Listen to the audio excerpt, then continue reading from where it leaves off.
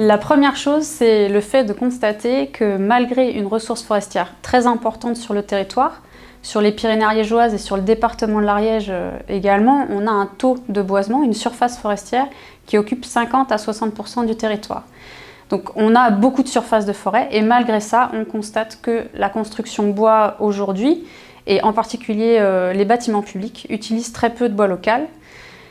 C'est pas forcément un constat qui est limité au département de l'Ariège, puisque à l'époque, une étude de Midi-Pyrénées Bois, l'interprofession bois de l'ancienne région Midi-Pyrénées, avait montré que les entreprises de construction bois de Midi-Pyrénées utilisaient à plus de 60% du bois d'importation, et seulement à 37% du bois français, et dont 20% de bois de Midi-Pyrénées. Alors même qu'en Midi-Pyrénées, on a aussi une ressource forestière très importante.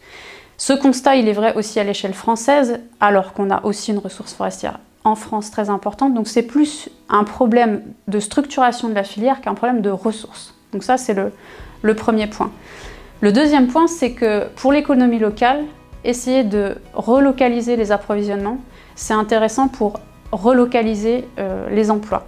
On sait que quand on utilise du bois d'importation sur un chantier, il n'y a que 51% de l'argent qui est dépensé par le maître d'ouvrage qui revient au territoire.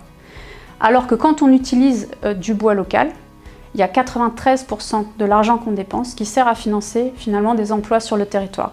Et ça, quand on est un élu local, c'est quelque chose qui fait vraiment sens dans la démarche publique de soutien à l'économie de son territoire. Le troisième point qui est aussi très important, c'est que si on revient 10-15 ans en arrière, aussi bien les habitants que les élus, que les artisans, que les entreprises du BTP pensaient tous que le bois local, que le bois pyrénéen n'était pas d'assez bonne qualité pour construire avec. Et ça, c'est un cercle vicieux. En fait, quand on a un regard un peu technique et qu'on se promène dans les forêts pyrénéennes et dans les forêts ariégeoises en particulier, on voit bien que la qualité, elle est présente et que le potentiel de qualité, il est largement présent. Mais si on est convaincu qu'on ne pourra jamais faire mieux que de la bûche ou de la pâte à papier, on ne va pas faire les opérations sylvicoles, les coupes d'amélioration qui permettent d'accroître en fait le bois de qualité dans les forêts pyrénéennes. Et donc changer le regard des élus en particulier, mais des artisans et des entreprises de la construction sur la qualité de notre bois, c'est vraiment un enjeu à long terme pour qu'on commence une sylviculture de la qualité et qu'on produise de plus en plus de bois de qualité dans les forêts ariégeoises.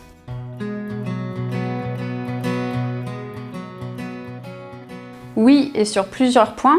Donc le premier point, c'est que c'était la première fois que la communauté de communes Couserans-Pyrénées, en tant que maître d'ouvrage, portait un projet où elle demandait clairement l'utilisation du bois local. Et ça, il faut bien avoir en tête que c'est un signal fort donné par les élus aux entreprises de son territoire et autour de son territoire pour qu'ils repensent leurs approvisionnements.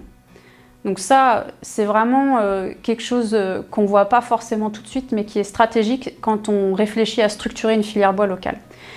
Ensuite, le deuxième point intéressant, c'est que la maison de santé, c'était un chantier expérimental, ce qui veut dire qu'il y a eu un accompagnement des entreprises pour innover dans tout un tas de domaines et également sur l'approvisionnement en bois local. Donc l'entreprise qui a eu le marché sur la construction bois a été accompagnée et a pu le faire dans un cadre sécurisant. Et ça lui a permis plusieurs choses, donc d'expérimenter, donc de voir les problèmes ou les difficultés que ça pouvait poser, sans qu'elle se mette en danger.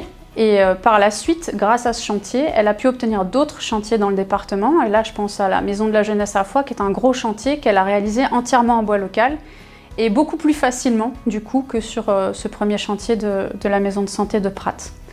Aujourd'hui même, d'après son dirigeant, ils sont en train de réfléchir à intégrer une scierie dans le groupe. Donc ça, on voit que l'envie de transmettre cet approvisionnement en local au sein des entreprises du territoire, il est passé grâce à ce chantier. Le troisième enseignement qu'on peut avoir sur ce chantier, c'est en termes de conception du bâtiment. Il faut bien avoir conscience que quand on veut utiliser du bois local, c'est-à-dire avoir la traçabilité du bois qu'on utilise depuis la forêt jusqu'au chantier, le plus simple, c'est de limiter les étapes de transformation du bois. Ça veut dire utiliser du bois massif. C'est très facile d'acheter du bois dans une scierie et de savoir d'où il vient. En revanche, si vous utilisez du bois lamellé collé, Les étapes de transformation intermédiaires font qu'on perd la traçabilité du bois et qu'on n'a plus la garantie de l'origine des bois qu'on utilise. Et donc là, sur ce chantier, c'est ce qui a été fait, c'est du bois massif qui a été utilisé, mais on a bien vu qu'en termes de conception, les dessins qui avaient été produits à l'origine par le bureau d'études structure n'étaient pas forcément adaptés à du bois massif. C'est aussi un apprentissage de se dire que si on veut utiliser les savoir-faire locaux et les ressources locales, il faut avoir les compétences au sein de l'équipe de maîtrise d'œuvre et en particulier au sein du bureau d'études structure pour produire des plans qui sont adaptés à cette envie.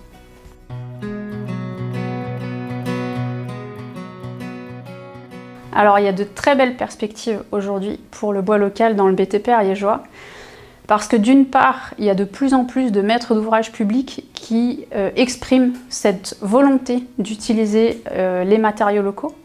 Donc c'est vraiment quelque chose qui est en train de se développer et le chantier de la maison de santé a été un des chantiers précurseurs de cette dynamique qui devient une dynamique vraiment d'ampleur au niveau du département de l'Ariège.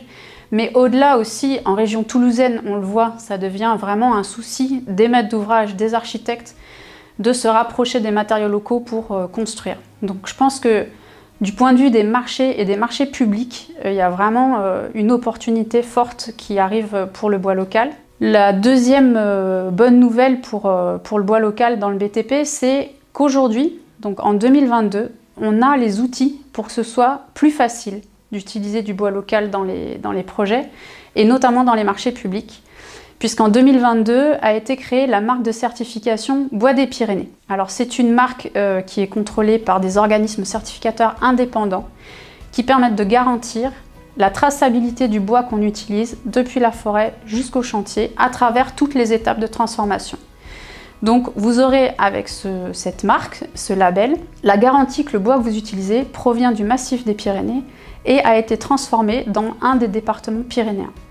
Donc c'est quelque chose qui devient très sécurisant et pour le maître d'ouvrage public qui veut utiliser du bois des Pyrénées dans sa commande publique, et ça devient aussi très sécurisant pour l'entreprise qui met en œuvre le bois dans ses chantiers, puisqu'elle pourra fournir une preuve certifiée au maître d'ouvrage ou à son client privé qu'elle a bien utilisé du bois des Pyrénées. Le troisième aspect positif pour le bois local, c'est le renchérissement actuel de toutes les matières premières dans la construction et le fait que les bois d'importation deviennent très compliqués à obtenir et très chers. Et aujourd'hui, on voit que toutes les entreprises sont en train de se tourner vers le bois local pour sécuriser leurs approvisionnements et limiter le surcoût des matières premières. Donc, on a la chance d'avoir déjà travaillé sur la structuration de la filière bois local et ça tombe bien parce que c'est le moment où ça devient essentiel pour nos entreprises.